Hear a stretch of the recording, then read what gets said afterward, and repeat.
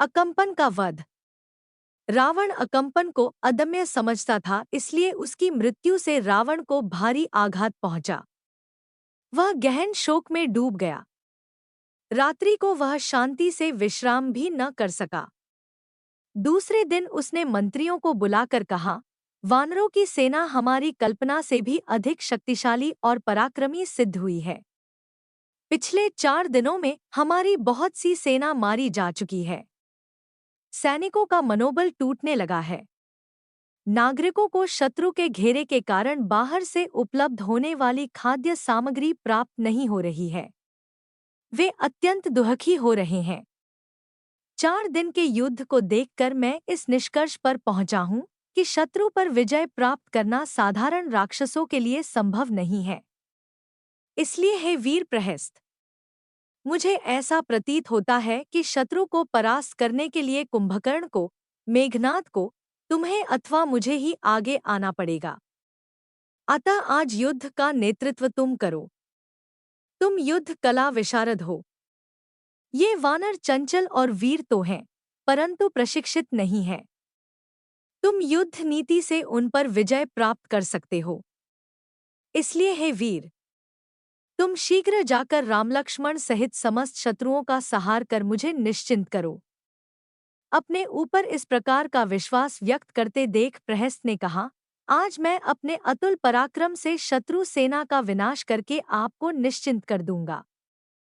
आज मेरे कृपाण के शौर्य से मैं रणचंडी को प्रसन्न करके चील, कौवों, गीदड़ों आदि को शत्रु का मांस खिलाकर तृप्त करूंगा। इतना कहकर वह भयानक राक्षसों की सेना को लेकर युद्धस्थल की ओर चल दिया। इस विशालकाय सेनापति को सदलबल आते देख रामचंद्र जी ने विभीषण से पूछा, हे लंकापति, यह विशाल देह वाला सेनापति कौन है? क्या शूरवीर है? विभीषण ने उत्तर दिया, हे रघुकुल तिलक, यह रावण का मंत्री और वीर सेनापति प्रहस्त है। लंका की सेना का 3रा भाग इसके अधिकार में है। यह बड़ा बलवान, पराक्रमी तथा युद्धकला विशारद है। यह सुनकर श्रीराम ने सुग्रीव से कहा, हे वानराधिपति, ऐसा प्रतीत होता है कि रावण को इस पर बहुत विश्वास है। तुम इसे मारकर रावण का विश्वास भंग करो। इसके मरने पर रावण का मनोबल गिर जाएगा। राम का निर्देश पाते ही सुग्रीव ने श्रेष्ठ वानर सेनापतियों को यथोचित आज्ञा दी, जो बड़े वेग से राक्षसों पर टूट पड़े। राक्षस भी तोमर, त्रिशूल, गदा, तीरकमान आदि से वानर सेना पर आक्रमण करने लगे। प्रहस्त ने स्वयं और उसके सेनानायकों ने अपने अप्रतिम रण कौशल से भयंकर दृश्य उपस्थित कर दिया और सहस्त्रों वानरों का सफाया करके रणभूमि को शवागार बना दिया। यह देख अनेक महारथी वानर अपनी पूरी शक्ति से राक्षसों से जूझने लगे। उन्होंने भी भयानक प्रतिशोध लेकर सहस्त्रों राक्षसों को सदा के लिए समरभूमि में सुला दिया। एक और राक्षसों की तलवार से कटकट कर सैकड़ों वानर भूमि पर धराशायी हो रहे थे, तो दूसरी ओर वानरों के घूंसों और थप्पड़ों की मार से सहस्त्रों राक्षस रक्त की उल्टियां कर रहे थे। कभी वीरों की गर्जना से भूमि कांप उठती और कभी आहतों के चीत्कार से आकाश थर्रा उठता। ऐसा प्रतीत होता था कि रक्त की सरिता में बाढ़ आ गई है और उसने सागर का रूप धारण कर लिया है। जब वानरवीर द्विविद ने महावीर नरातक के हाथों अपने सैनिकों की दुर्गति होती देखी तो एक भारी शिला का वार करके उसका प्राणांत कर दिया।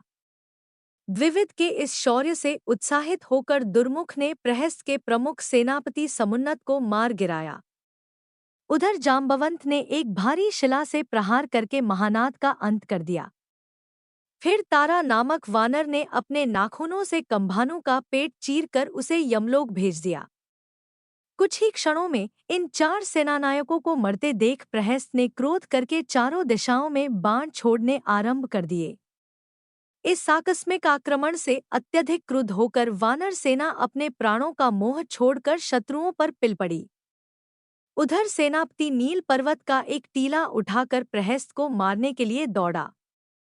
मार्ग में ही प्रहस्त ने अपने बाणों से उस टीले की धज्जियां उड़ा दी। इस पर नील ने एक दूसरा टीला उठाकर उसके रथ पर दे मारा, जिससे उसका रथ टूट गया और घोड़े मर गए।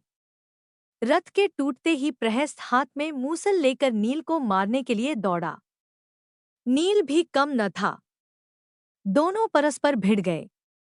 अवसर पाकर प्रहस्त ने मूसल नील के सिर पर दे मारा, जिससे उसका सिर फट गया और रक्त बहने लगा। इससे नील को और भी क्रोध आ गया। उसने फुर्ती से एक शिला उठाकर प्रहस्त के सिर पर पूरे वेग से दे मारा, जिससे उसका सिर चूर चूर हो गया और वह मर गया। प्रहस्त के मरते ही उसकी सेना ने पलायन कर दिया।